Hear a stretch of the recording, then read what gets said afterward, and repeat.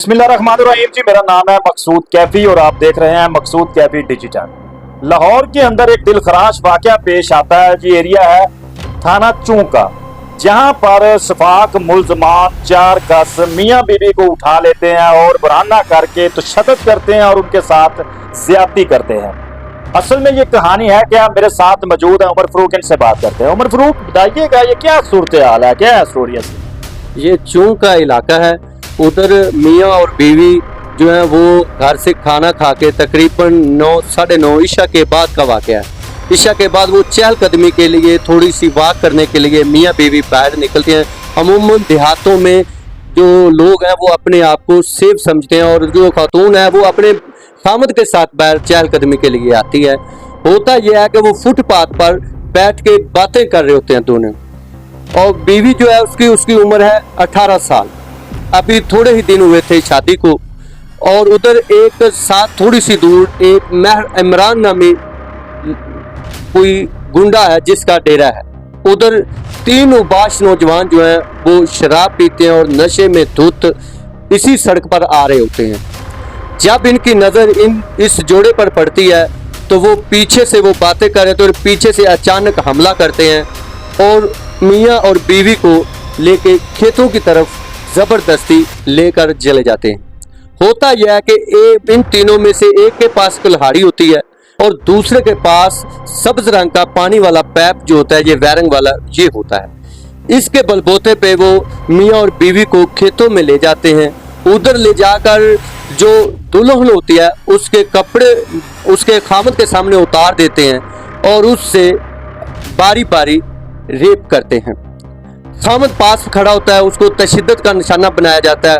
उनमें से एक दरिंदा सिफ्त इंसान जो है वो अपने पीछे साथी को फ़ोन करता है, और एक और दरिंदा सिफ्त इंसान जो है जो इंसान कहलाने के लायक नहीं है वो आता है, वो भी उस औरत से ज्यादती करता है।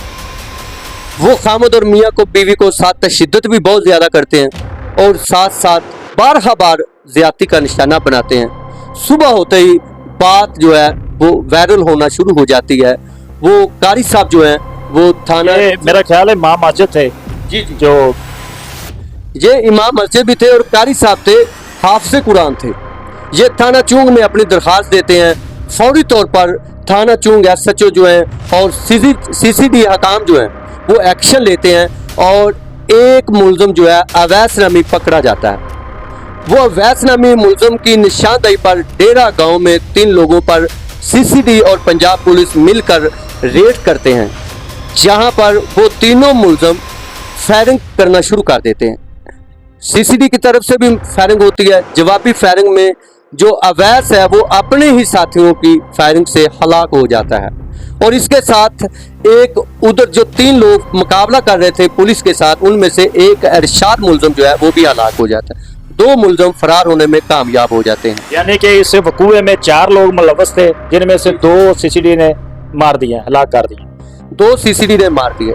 इधर हमारी तरस आता है और हमें रोना भी आता है कि हमारी अदालतों पर ये वाकया क्यों पेश आते हैं। अदालतों का निज़ाम इतना कमज़ोर है कि किसी मुलजम को सज़ा ही नहीं होती। किसी बेगुनाह को अगर सज़ा हुई है तो वो उसको जब बरी होता है वो कब्र में पड़ा होता है। इसी वजह से हम CCD की ना चाहते हुए भी हमायत करते हैं और उन्हें शाबाश देने पर मजबूर हो जाते हैं। तो वो चलो नाजायज हो या जायज हो, फौरी तौर पर तो एक्शन लेते हैं। बिल्कुल, चाहे उनको यही लिखना पड़े कि अपने ही साथियों की फायरिंग से ये जहां बाग हो गए हैं, लेकिन वो इनका किला कमा कर देते हैं। इससे चलो दाद रसी जो है, जो जिनके साथ ज्यादती होती है उनकी दाद रसी, इतना होलनाक वाकया हुआ है।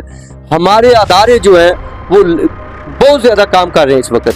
हम देख रहे हैं CCD काम कर रही है, पंजाब पुलिस भी इस मामले में काफ़ी ज़्यादा काम कर रही है। मगर मनशियात का मामला आपको पता है, अभी तक अब वो भी नशा करके आ रहे थे उसी एक डेरेदार के पास से। आप उस डेरेदार को क्या किसी ने भी नहीं पकड़ना, क्योंकि उसका सियासी असर रसूख है। वो चाहे किसी भी पार्टी का होगा, उसका असर रसूख होगा, वो चौधरी है मोहल्ले का। तो हमारी वज़ीर आला पंजाब से भी अपील है कि इस तरह के जो खतरनाक वाक़े, इनको ये लोग, ये जालिम जो है, इनको माफ़ी देने के ये लायक ही नहीं है। इनके साथ इसी तरह होना चाहिए और बीच चौराहे में इनको लटकाया जाए। कम अज कम 3 दिन तक इनकी लाशें जो हैं वो चौक में लटकाई जाएं, ताकि आइंदा कोई बंदा ये काम करे ना, ये सोचे कि बहुत शुक्रिया उमर फारूक साहब, आपने मुकम्मल जो स्टोरी है वो बयान की है अपनी जुबानी।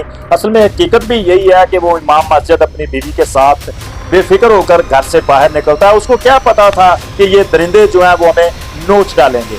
तो 2 का तो सीसीटीवी ने मुकम्मल तौर पर खात्मा कर दिया और 2 अभी फरार हैं।